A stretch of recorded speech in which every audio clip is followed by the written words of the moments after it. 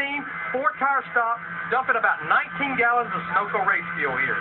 And what we have really with these 6 guys, we have 4 mini teams. We have the jackman, we have the front tire changer in his carrier, the rear tire changer in his carrier, and the fuel man. Changing the right side tire should take roughly about 6 to 7 seconds. And then we're going to transition to the left side. Again, nothing can happen until the jackman gets the car up off the ground. And the hope would be that the fuel man is finished up with the first can where he can get out of the way of the rear tire changer in his rear carrier. Now you'll see the fuel man, he shakes his head, and that also lets the jackman know that the car is full of fuel. Now that fuel can, it holds 12 gallons of fuel, and it holds roughly 92 to 95 pounds. The tires like we run here at Daytona that has an inner liner weighs about 70 to 75 pounds.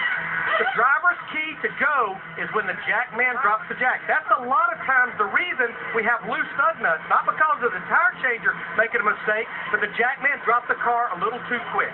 A lot of times a crew member like on this RAB team, they will have lug nuts velcroed to the base of their helmet where if one falls, they can just reach up there and grab one and replace the one that was missing.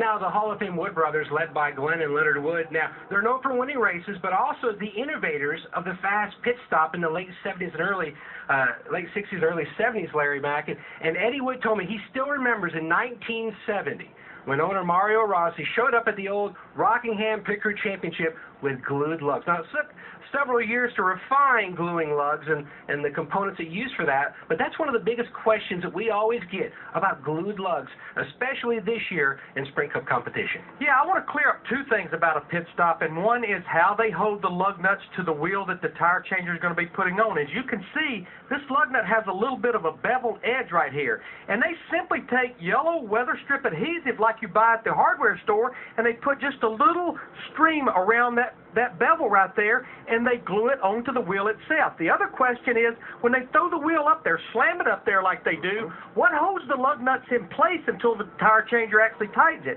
Well, I have a lug stud here, and if you look, it's almost like a bullet. There's no threads at the end, and when they throw the wheel up there, the lug nut just catches on that slick end of the lug stud, and that stays there until the tire changer starts to tighten it.